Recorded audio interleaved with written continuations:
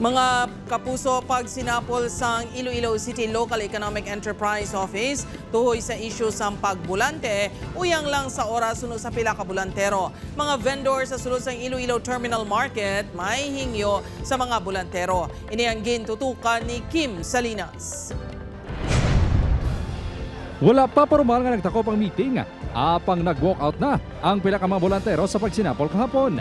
Ini matapos na dismaya sila nga kaangay wala man gipamatian ang ilang hingyo.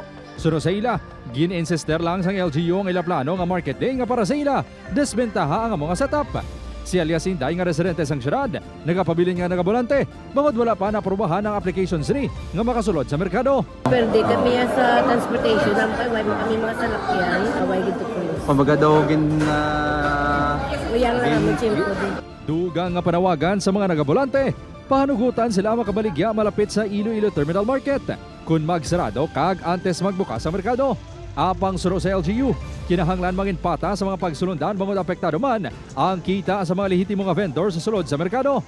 Dapat sundon ang market day nga gintalana. Ginaamat-amat naman proseso sa LGU ang application sang bolantero nga taga-syudad.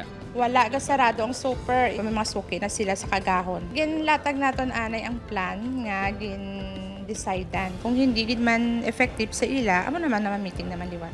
Suno kay Gilbert nga masobra 30 na katuig nga vendor sa Iloilo Terminal Market, 4,000 pesos gid ang mabuhin sa 10,000 pesos ni nga kita kung mag-market day tag sa kamarte sa mga bolantero.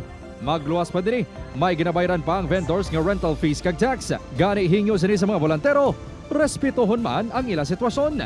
Di apektado gid Iti simple ang tao hindi niya magsaka dito niya sa dalong galadlad. Patas-patas lang ang kuan. Muna gani may market day. Magapadayon sa gihapon ang clearing operations ng LGU sa dungas na naglungtad nga komisyon sa mga bolantero sang nagligad nga semana. Upod kay Hans Desierto, Kim Salinas, 1 Western Visayas.